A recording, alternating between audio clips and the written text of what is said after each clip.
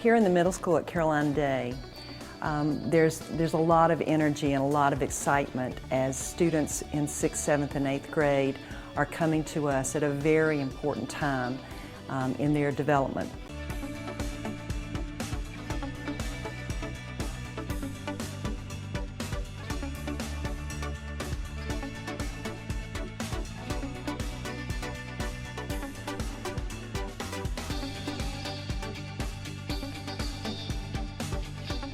Every morning there's an advisory that meets. Students are either in an advisory with all boys or all girls. Students come into school every morning and advisory is the first class that they go to. Our advisory program reflects the importance that we put on relationships in our school. It gives them an opportunity to develop relationships, to be leaders as 8th graders for 6th graders. We also have conversations and discussions in advisory about important topics in the life of a middle school student.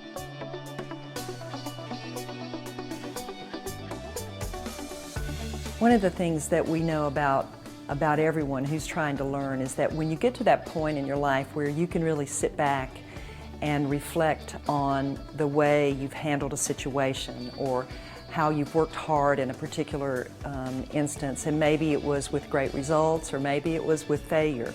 But when you can reflect upon that, it's a wonderful next step in your learning process.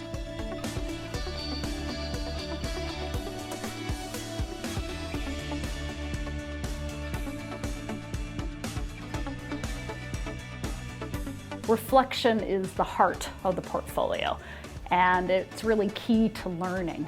We want students to take ownership of their learning. They don't see learning as something that happens to them, but something that they can manage. We've asked each student to have a portfolio.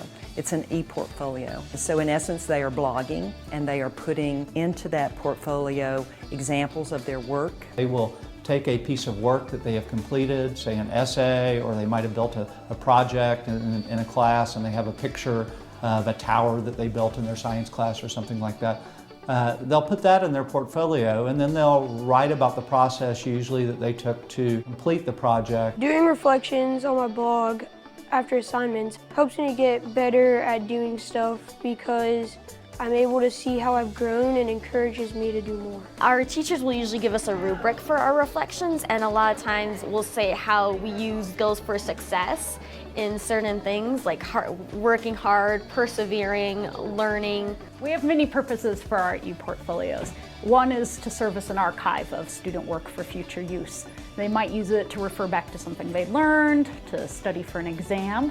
They might end up using it in the future to look back over what they've done and see their growth in terms of skills. We've made that a big part of our middle school program, and we are constantly asking students to think about learning and thinking about making connections among all the things that they learn and all of the ways that they're involved in their classes. I think it leads to more growth than just having teachers assess their work. And I think it's more growth because they're managing it.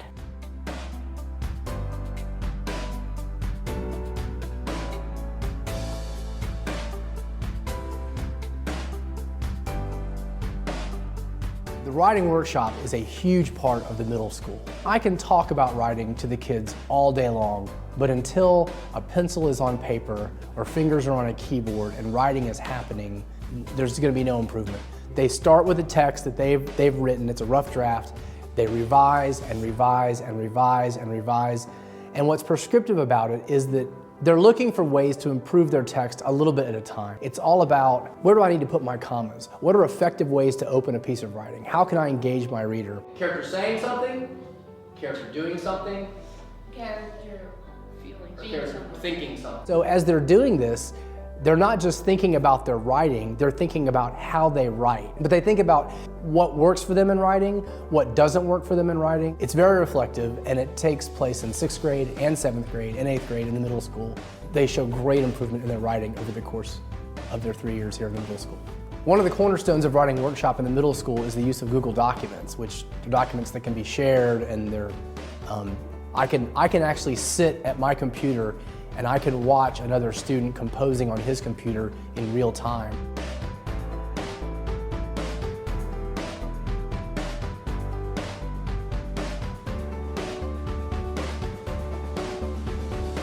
Middle school is such an important time for students to try a lot of things and to experiment with learning in many different arenas. Our school really approaches educating the whole child.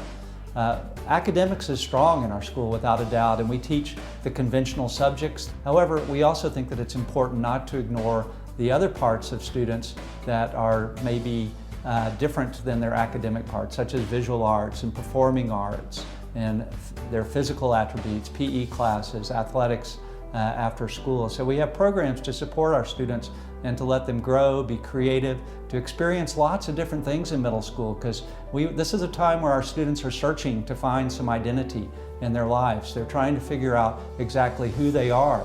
And it's a great time for us to give them lots of different aspects and to expose them to lots of different subject matters and lots of different ways for them to work together and be creative together. One thing we do at Carolina Day in the middle school particularly well is put into practice the things that brain research has taught us, because we understand what's happening in the brains of these adolescents and we know how they best learn, and the faculty of the middle school is extremely good at meeting these students where they are and working with them to get them to learn the best way that they can.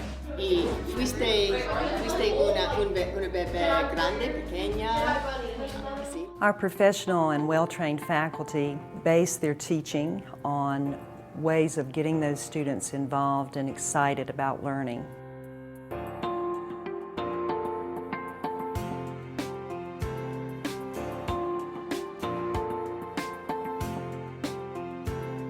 One of the things we've been trying to do in 6th grade math is to show students how what we're doing in class really applies to things in the real world. And it's really hard to make that connection if you're just focused on what's in the textbook. And so we happen to be doing a unit on ratios and proportion and scale. And I thought to myself, well, what better way for them to see how this applies to the real world than for them to do a project that requires them to use all of those skills. And so the idea of having them design a condo, which is something that every architect has to use proportion and ratio and scale in their design. So the idea was for them to design a studio apartment in Manhattan, and they were given very specific parameters about what the basic size could be, but then they had to use ratio and scale for their drawings. And then once they drew and designed their project, they actually had to three-dimensionally build the project. Students really had to understand that what they were drawing in their picture, how it related to actual size. And what's nice about our classrooms is we have these 12 by 12 tiles on the floor, so they're 1 foot by 1 foot. And so as they're drawing on their graph paper, they could sort of walk the distances to see, well, you know, is this bedroom a reasonable size for a bedroom? Or is this study area actually, can I fit a desk in here? Or could I fit a toilet and a sink in my bathroom as I've designed it? So not only did the kids have to use math skills, they also had to use their spatial skills. When I had the students reflect on the condo project, they had to talk about, well, what skills did you learn? What kinds of things gave you difficulty? What kinds of things did you do really well? We want students to find those opportunities to think about, well, this worked in my language arts class, but it also worked in my social studies class. Maybe that's a skill that I have. And they might take that skill that they have in that class and apply it to another class to where they can take something apart and analyze it in a different way. So the connections that students make are made through knowledge, are made through skills, and all of those connections help our students to grow and to mature.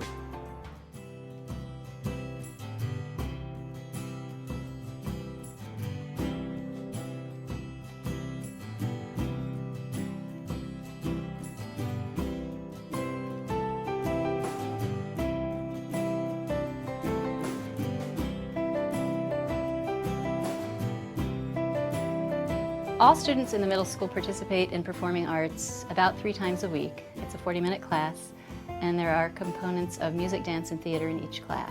Most classes are single gender, which really helps people take big artistic risks, especially vocally.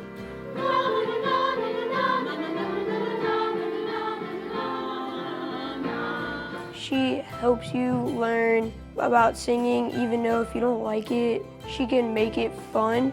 In addition to all the research about the correlation of music with academic success, the physical and mental health benefits of dance, and the power of theater training to help us express ourselves and be good communicators, I believe it helps us live more fully to participate in the arts, not just as observers.